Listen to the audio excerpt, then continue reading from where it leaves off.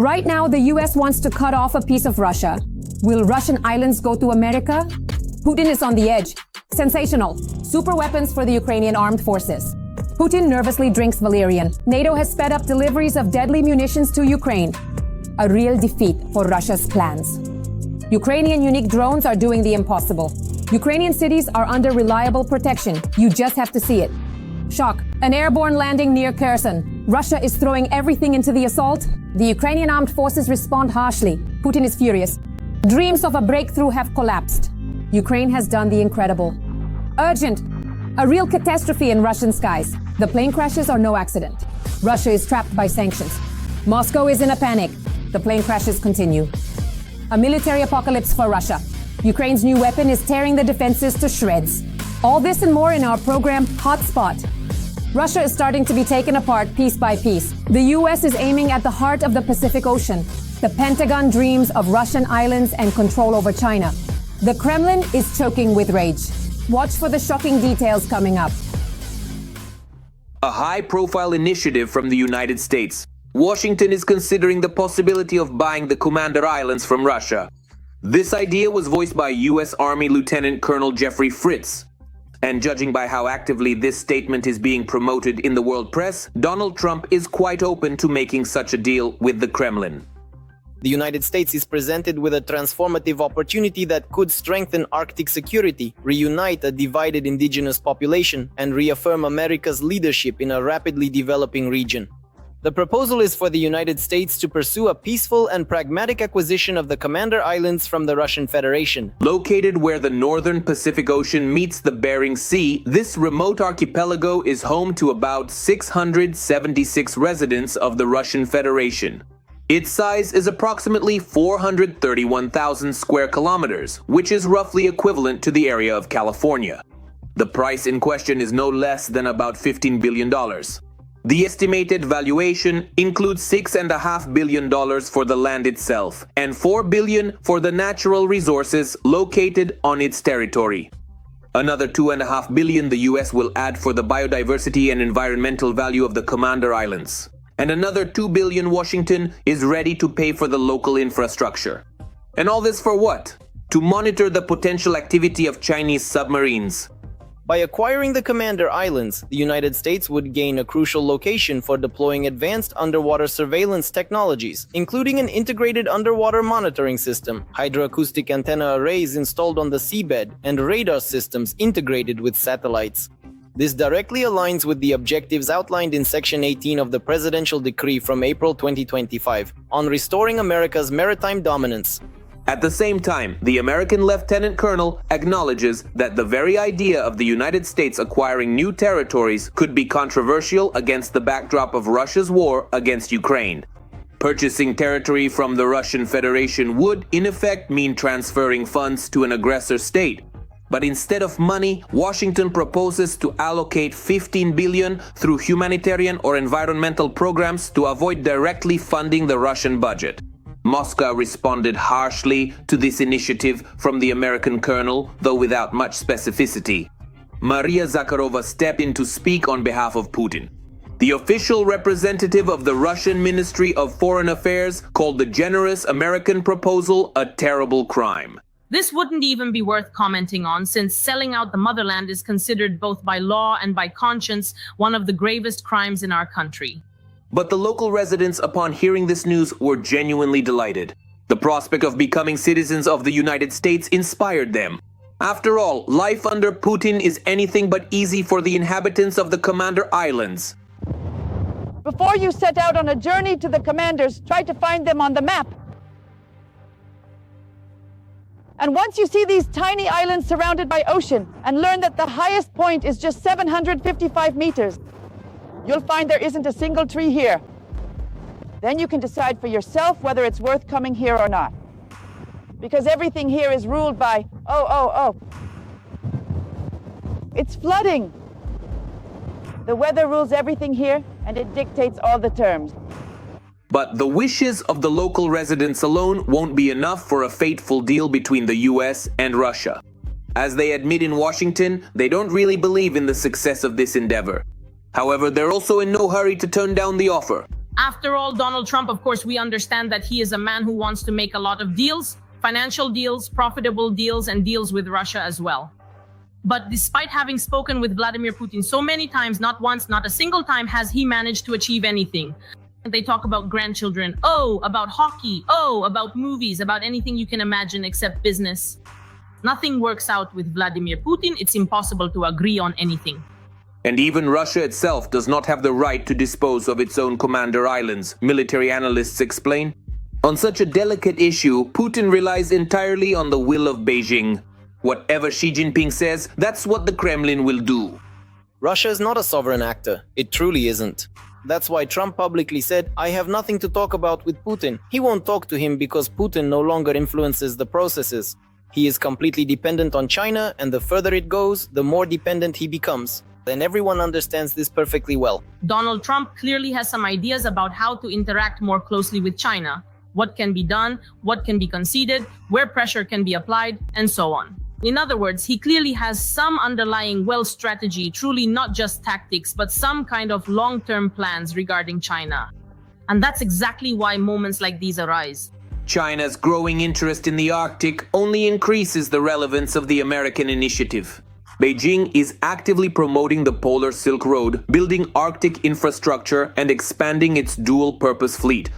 The high-profile statement by the American military sends a clear signal to China that the US is also interested in participating in the Polar Silk Road project and in jointly controlling it with the PRC. But this time, as has generally been the case since the start of the full-scale invasion, Russia and Putin are left out of the picture. No one is even considering inviting them to share in the new markets. Russia has become a proxy state of China, is completely dependent on China, and is no longer independent. NATO is fully arming Ukraine.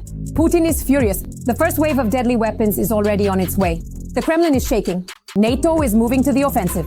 The alliance is preparing strike power for the front. Things are about to get loud. This will change the course of the war. Almost $500 million for the purchase of American weapons. Norway, Sweden, and Denmark are allocating $486 million for the purchase of overseas defensive weapons as part of a NATO initiative. The aid will be provided under the new prioritized Ukrainian requirement list initiative. Assistance under Pearl will ensure the rapid delivery of weapons and equipment to Ukraine to strengthen air defense, in particular the procurement of missiles for the Patriot system. This summer, we have witnessed how Russia relentlessly continues its illegal attacks against Ukraine, along the front line and against civilian targets in cities. With this contribution, we aim to facilitate Ukraine's rapid access to the necessary equipment, while also strengthening NATO cooperation on Ukraine's defense and ensuring peace on Ukraine's terms. Ture O. Sandvik, Minister of Defense of Norway. The Netherlands has already funded an aid package of similar value, and in the near future, several more such packages will be provided under Pearl. These aid packages include support for air defense, ammunition, and other essential equipment. Each aid package will have an estimated value of $500 million. In parallel with this initiative, the United States has approved the sale of maintenance services for the M777 howitzers to Ukraine, worth more than $200 million. The agreements consist of 2 contracts. The State Department has decided to approve the possible sale to the government of Ukraine abroad of equipment, repair services, and support for the operation of M777 howitzers and related equipment totaling about $104 million. The Defense Security Cooperation Agency has provided the required certification notifying Congress. The deliveries will include technical assistance, training, instructions, and other elements of logistics and support. The main contractor will be BAE Systems, England. The second contract provides for the provision of transportation and logistics services to Ukraine. The government of Ukraine has requested the purchase of transportation and cargo consolidation services to support security assistance programs as well as other related elements of logistics and program support. The total estimated cost is $99.5 million. The proposed sale will help achieve the foreign policy and national security objectives of the United States by enhancing Ukraine's ability to provide for its own defense. The administration of US President Trump is also considering the possibility of supplying Ukraine with JASSM cruise missiles for the F-16. The first JASSM missiles have a range of about 370 kilometers. More advanced versions are capable of striking targets at distances of up to 1,000 kilometers. The JASSM entered service in 2003 and combined limited radar evasion capabilities with a high level of targeting accuracy and a warhead payload of 450 kilograms. Currently, this missile is operated by 4 countries, including Poland, which received 110 for its F-16 fighters. Other Cold War-era fighter jets in service with Ukraine, namely the Su-27 and Su-24M inherited from the Soviet Union, have already been modified to launch the British and French cruise missiles Storm Shadow and Scalp, which have some comparable characteristics to the JASSM. And although Trump himself stated 2 weeks ago that he is not considering supplying Ukraine with long-range missiles, sources in the White House claim that this issue has already been under discussion for quite some time. And as we know, Trump changes his mind very quickly. A deadly upgrade. Shaheeds are attacking Ukraine with mines. The Kremlin is changing tactics. Instead of missiles, rocket-powered drones. Ukraine's unexpected response, new reusable interceptor drones, and they're already in the sky. Russia's rear is in the crosshairs. Putin is furious. Shaheeds with anti-tank mines. This is how the Russian Federation has upgraded these strike UAVs, equipping them with cassettes containing PTM-3 anti-tank mines. It was exactly these drones that struck several regions of Ukraine on August 4th. This was reported by Ukrainian radio technology specialist Serhiy Beskresnov on his social media. Unfortunately, we have a new problem. Today, Shaheeds carrying 2 cassettes with PTM-3 anti-tank mines under their wings were detected in several regions at once. This mine is equipped with a magnetic detonator and reacts to vehicles nearby. For now, the enemy's intention is unclear, what exactly they want to mine and why. Perhaps these are terrorist attacks on public roads, or maybe it's an attempt to target our agriculture. Anti-tank mines PTM-3, weighing 5 kilograms and capable of penetrating up to 60 millimeters of armor, have also started to be mounted on Russian Lancet loitering munitions. The use of PTM-3 solves several problems at once. First, it reduces costs and simplifies production. The mine is integrated into the drone without complex custom assembly. Second, it increases the reliability of hitting the target. The ready-made munition is specifically designed to combat armored vehicles. Third, it eliminates production risks. A mass-produced engineering munition is easier to put into serial production. The occupying army wants to solve the shortage of Kalibr-type missiles with the help of jet-powered Shaheeds. The main focus is on mass production and simplicity of UAV manufacturing, and small design additions like installing anti-tank mines make such UAVs quite dangerous.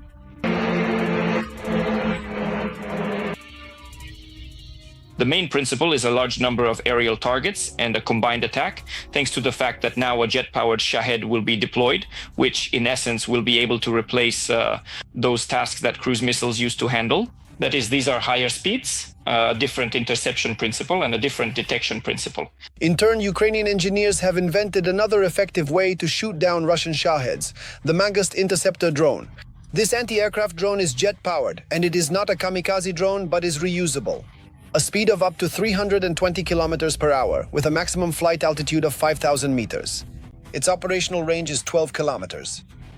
The Mangust is a reusable drone with a jet engine and an automatic guidance system. According to the developer's plan, it will approach Shahed drones, fire a buckshot charge at the engine or propeller of the enemy drone, and then either continue its mission or return for refueling and reloading. Defender Media publication.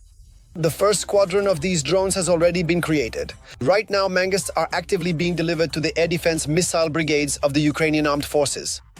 In addition to domestic developments, Ukraine has also successfully localized the production of the German Vector Reconnaissance UAV, which is being effectively used on the front lines. The military explains that the main advantage of these drones is their optics. Switching to thermal mode. If the sun has heated up, meaning it's already high enough above the horizon, the barrel of the gun gets warm and you can distinguish it. This is a huge advantage, that it's a combined system. If you need it, you switch. If not, you switch back. During the day, we switch to the camera and see that this warm spot is a cat. That is, from 800 meters, you can distinguish a cat and actually see it. It's not just about defense and reconnaissance. Ukrainian drones are also delivering serious strikes against the enemy's rear. Moreover, domestic UAVs stand out not by quantity but by quality. One of the latest strikes on Russia was at the Novokuybishevsk oil refinery. After the attack by Ukrainian drones, it ceased operations. And the Ryazan oil refinery has halved its output. Oh! But that's absolutely unbelievable. Our strikes deep in the rear of the Russian Federation, the drones that force Russia to go into blanket mode and close its airspace, are having an impact on Russia's economy and its capabilities. Therefore, from our strategic point of view, we need to actively strengthen our capabilities when it comes to developing and deploying effective strike drones, creating not just highly capable drones that can effectively bypass sophisticated electronic warfare systems and remain completely undetected by modern air defense, but also those that are able to carry a very substantial and significant payload. Thanks to developments in the UAV sector, Ukraine has been able to successfully hold back the aggressor and deliver effective strikes. For its part, the Russian Federation is also developing this sector quite successfully. Every voice matters. Join our community, support independent journalism and help us bring you the truth from Ukraine. Become a member of Ukraine today. Join us now. Urgent! Russia faces an amphibious threat in Kherson. The Ukrainian armed forces are destroying the enemy as they approach. The Kremlin is in panic. The offensive has stalled. The front will not fall. Meat grinder assaults for the sake of a few kilometers. The Russian Federation's army is drowning itself in blood. A railway hell for the occupiers. The Ukrainian armed forces strike at the heart of the enemy. Watch all the explosive details from the front right now. While the world holds its breath, awaiting a diplomatic breakthrough, the Kremlin is betting not on negotiations, but on continuing the bloodshed. The Russian dictator Putin is not planning to make concessions to either Washington or Kyiv, even under the threat of new sanctions. He believes in a swift victory and is doing everything to prolong the war. The illusion of an imminent triumph is also fueled by the fairy tales the Russian general staff feeds to the man in the bunker. Yet another prediction claims that the Ukrainian front will supposedly collapse within 2 or 3 months. In Moscow, they believe that now is not the time to retreat, saying that neither the army nor society would understand such a move.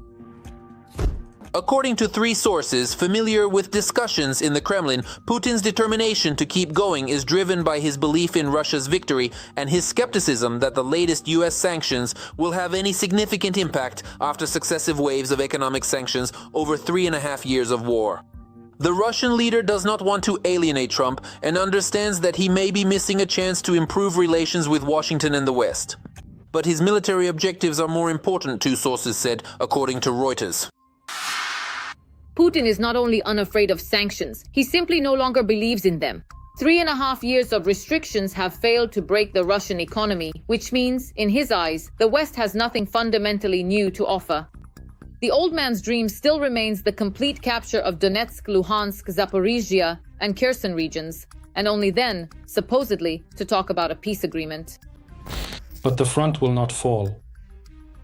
There may be setbacks, there may be losses of individual settlements, but the front definitely will not collapse.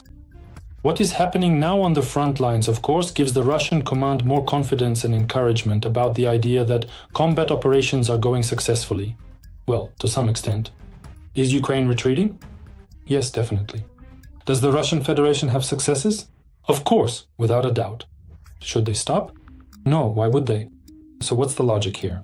To keep advancing for as long as A, the situation at the front allows, meaning as long as there are people, equipment, support, and as long as there isn't a lack of support or equipment for the people. So that's the first point. And the second is, as long as the economy allows. That is, the Russian Federation's economy really is creaking and cracking. There are layoffs, there are cutbacks, there is budget redistribution.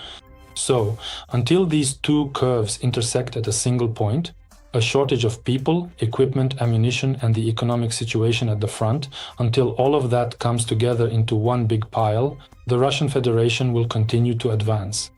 Yes, gnawing off 100 or 200 meters a day, but that's the logic. While the bunker dweller thinks everything is going according to plan, Ukrainian saboteurs have infiltrated enemy airfield territory and planted explosives on a Mi-8.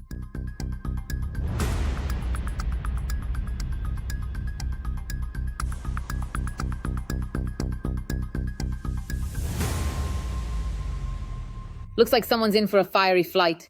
Meanwhile, on the front line, Russia is advancing slowly at the cost of meat grinder assaults and colossal losses.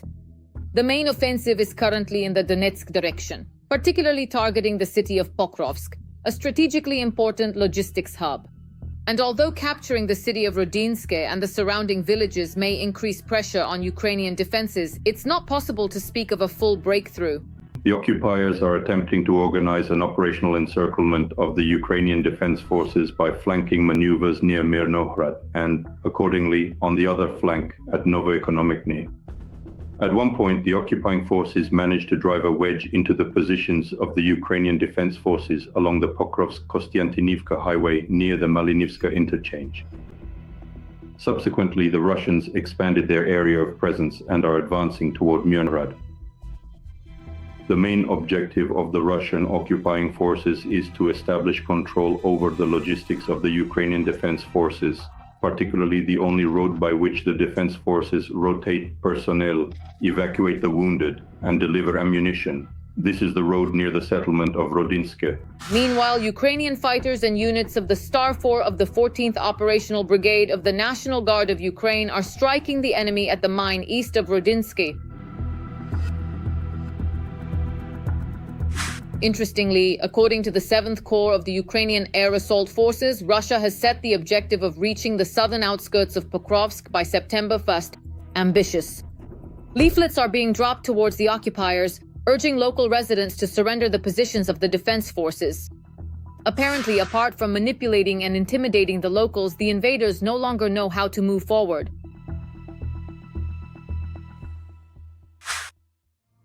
As for the Sumy direction, the defense forces managed to stabilize the situation there thanks to a series of counterattacks and to seize the tactical initiative. Right now, what's gaining momentum there is the so-called railway war. What did Ukraine decide to do?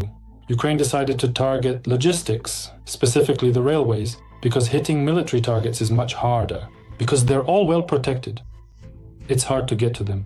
The success rate keeps fluctuating. I mean, the rate of successful hits, and the railway is long. There are many different junctions, components, hubs, and you can't cover them all with air defense. So Ukraine is trying to influence Russian logistics this way, not just military, but also civilian. They're hitting all sorts of distribution cabinets, traction substations, things like that. Basically everything that controls train movement. We know that if a train stops, there's a second, a third, a fourth, a fifth one behind it. And it's not just, I don't know, a diesel locomotive or something. There could be 20, 30, 40, 50, 60 freight cars behind it, and they can be stuck there for several hours or even several days. And in this way, movement by this mode of transport is paralyzed, blocked. The Kremlin has trapped itself. According to the Institute for the Study of War, Russia has deliberately created a wartime society through repression, propaganda, and making the economy dependent on the defense industry. Any pause now is not just a sign of political weakness, it's a blow to internal stability.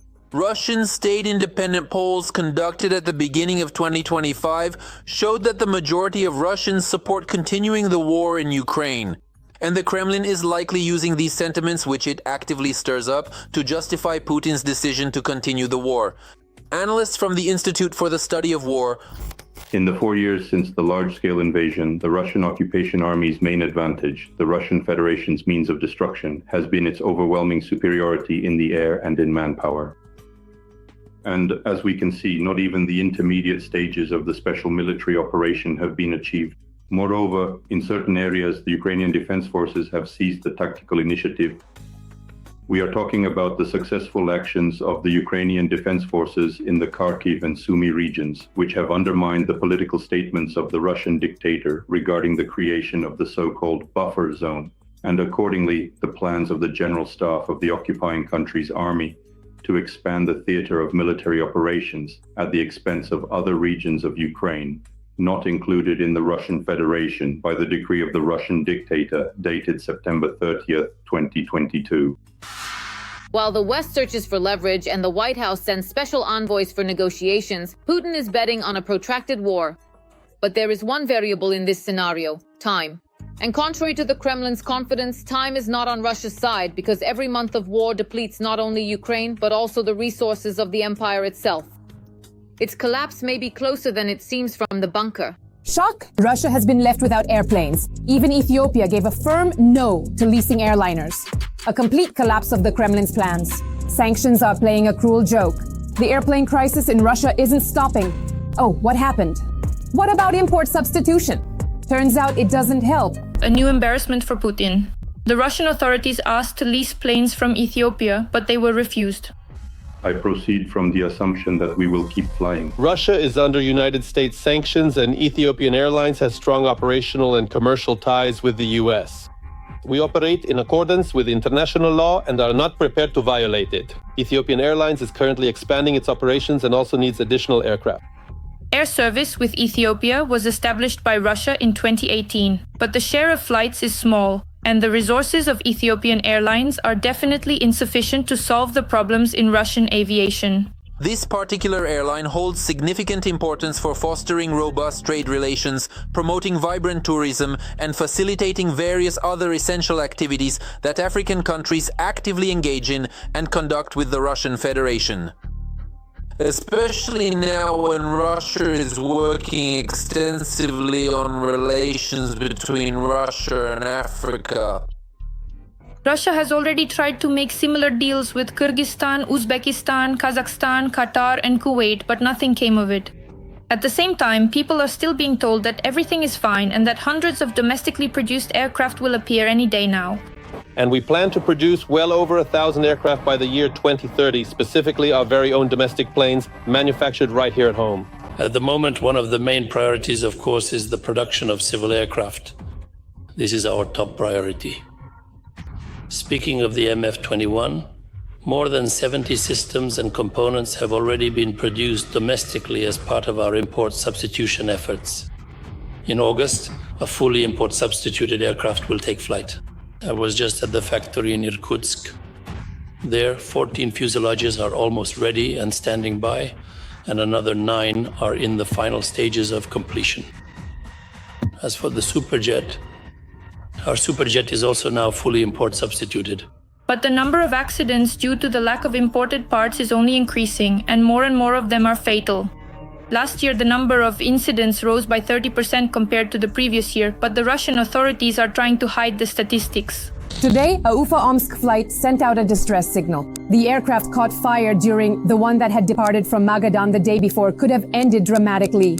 And people are concerned about whether it's safe. There were 670 reported incidents in 2023. But at the same time, they immediately clarify and say, but that's 1.3% less than the previous year. When I read things like this, what does it even mean? 1.3% less? And what about last year? How was it then? Was that normal? Yes. Well, these failures have become more serious.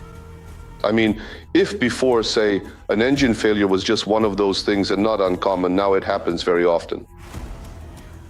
In such a short period of time, I mean, that's what I'm talking about. This is official statistics, about 2,000 overdue spare parts. So, if a part is supposed to be replaced, say after 1,000 hours, but they change it after 1,200 or 1,300 to save money, then that's already unsafe. That's already unsafe. For example, take the recent incident with the crash of a 60-year-old AN-24. For many months before that, passengers had been filming videos and writing to the airline about malfunctions during flights. 48 people died. Russian Ministry of Emergency Situations rescuers arrived at the crash site. According to preliminary inspection, there are no survivors at the crash site. Let me emphasize, it is important not to allow excessive increases in ticket prices while unconditionally ensuring the quality of passenger service and flight safety. These issues should be a priority for both carriers and the Ministry of Transport, as well as other relevant agencies. But the situation is not improving, and Russian lawmakers are dealing with more serious matters. Dear Vyacheslav Viktorovich, here is the magazine of a major Russian airline, where our citizens, the passengers, are being offered French, Italian, and Spanish wines. The same situation exists in other airlines. In other words, we are essentially promoting wine products from countries that are unfriendly to us, while they, in turn, supply weapons to Kyiv. And those responsible for technology in Russia are whining that they have been left alone with their problems. Probably there isn't a single country in the world that fully 100% produces all the components for its own airplanes. For comparison, both Boeing and Airbus have about 9 such global suppliers, major companies around the world that provide components for their aircraft, but we are forced to do everything ourselves on our own. When was there ever such a country? The Soviet Union. Exactly. That's how it was in Soviet Union. They just forget to add that they have to twist and turn, lie, and put their own citizens at risk of death every single day, all just because one bloodthirsty old man wanted some action instead of retiring.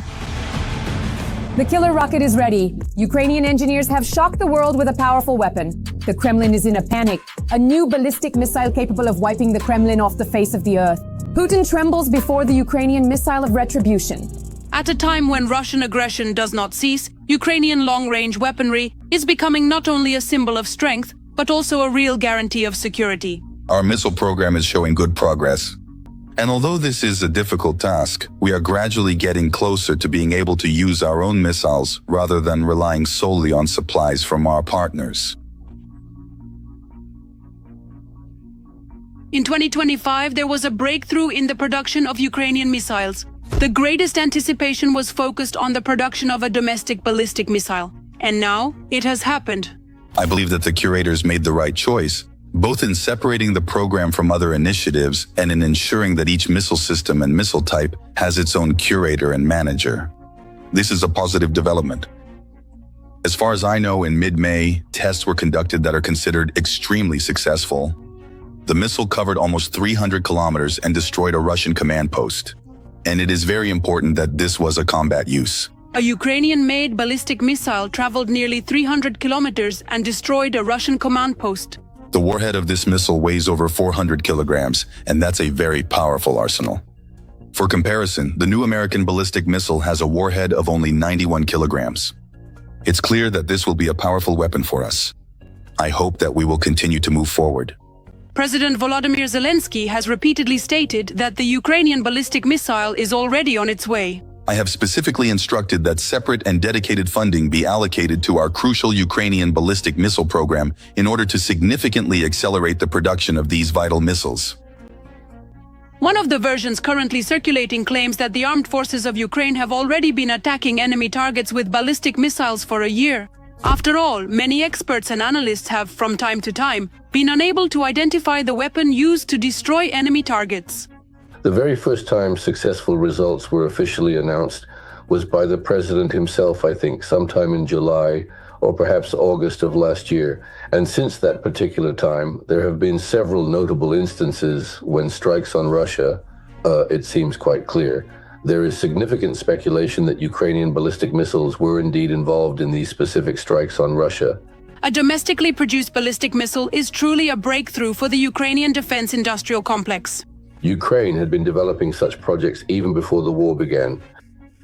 And some of these projects were already at an almost ready stage, that is, at the prototype level, ready to be adopted into service. Ukraine needs to develop its own missile program, and in this missile program, this has essentially, happened. In the year 2023, all the significant and extensive developments within this crucial missile program, which were more or less thoroughly prepared or completely ready for implementation, were meticulously brought together and effectively utilized to diligently work on creating Ukraine's very own domestically produced and highly advanced ballistic missile system. Some assume that this referred to the Ukrainian Sapsan ballistic missile system, which the president of Ukraine mentioned last year. Nowhere is it stated what kind of missile this is, what it will be called, or its exact specifications. It's more likely that the internal components have been modernized rather than the exterior. It's mainly the internal components. And now, all the necessary organizational and management structures have been established to actively move this project forward. After successful testing, the Ukrainian ballistic missile tactical system is expected to go into mass production. The optimal and most effective option would be a sophisticated missile with an impressive operational range of up to approximately precisely around 700 kilometers, and a warhead equipped with a highly advanced and reliable guidance system, ensuring exceptionally high accuracy with a substantial payload capacity of at least 200 kilograms. Of course, if it's more, that's even better. This would allow us to deliver serious strikes against the entire military-industrial complex of the enemy. A missile with a range of 300 kilometers and a 400-kilogram warhead, as stated in the specifications of this missile, will allow us to destroy targets at the operational tactical depth. This is also very good because, in fact, all command and control, all military logistics, all depots, they are located in this zone. Ukraine has already made attempts to develop a ballistic missile over the past 30 years. At that time, domestic capabilities were limited by the Intermediate Range Nuclear Forces Treaty. Everyone remembers, when the Oreshnik appeared, we learned that there was a treaty on intermediate and shorter range missiles. What was it about? It stated that the countries, specifically the parties to this treaty, which are Russia and the United States, would not develop intermediate range missiles. And an intermediate range missile, meaning a ballistic missile, is one with a range from 500 to 5,500 kilometers. And when Trump, during his first term as president, learned from intelligence that the Russians were developing the RS-26 missile with a range of less than 5,500 kilometers, he broke off. He withdrew from this treaty. And then Russia also withdrew from this treaty. A country undertakes the obligation to produce missiles with a range of no more than 500 kilometers, but only for domestic use. If they produce them for export, then the range must not exceed 300 kilometers. So I think that the Ukrainian development of this ballistic missile is currently within the framework of export restrictions. But I am almost certain that its range will be increased to 500 kilometers. The Ukrainian defense industrial complex is making successful progress in developing weaponry. I think it will be developed towards a range of 500 kilometers. Perhaps the warhead might be slightly reduced, but I believe that most likely even without reducing the warhead. Ukraine's missile program is a strategic factor in the country's security. This is a breakthrough and a trump card for a country defending itself against Putin and his war machine. The development and production of Ukrainian missiles will allow the country to independently address the destruction of Russia's military capabilities in its aggressive war against Ukraine. That's all for now. For more fiery news from the front, tune in to our next episode.